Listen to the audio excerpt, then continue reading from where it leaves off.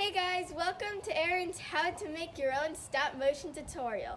First thing you need to do is download your stop motion making app. I'm using Stop Motion Studio Pro, but that costs money. So if you want to, you can just download it, Stop Motion Studio.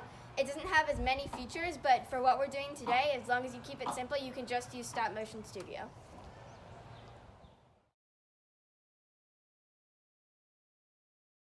After you download and install your stop motion making app, you have to decide what you want to make your stop motion video on.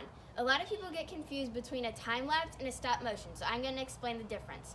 A time lapse is if you're doing something that takes a long amount of time. For example, if I'm taking chalk and I'm going to draw a really large thing, I'm going to time lapse it, and then it's going to make it go super quick and it looks cool.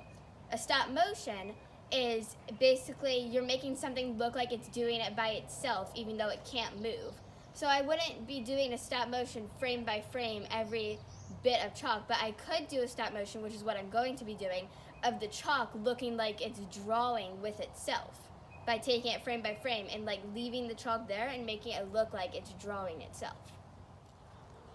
Once you figure out what you're going to do your stop motion video on, you have to set up your camera, because if your camera moves, it messes up the whole thing and it looks like you're doing a stop motion. It doesn't look like it's doing it by itself.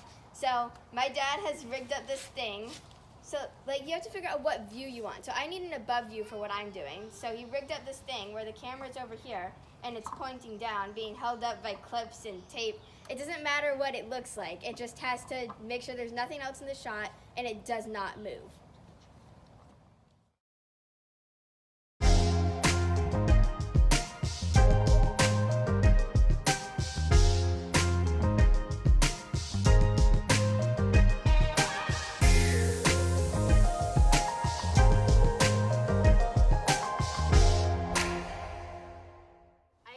Stop motion to give you Eryn's tip. Today's tip is to make sure you don't make your videos too choppy. You have to make each movement slight so it doesn't look like everything's really choppy.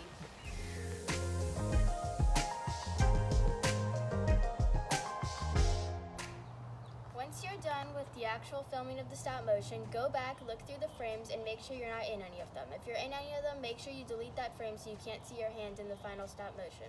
After that, you're done. It's that simple. Hope you enjoyed making your own stop motion.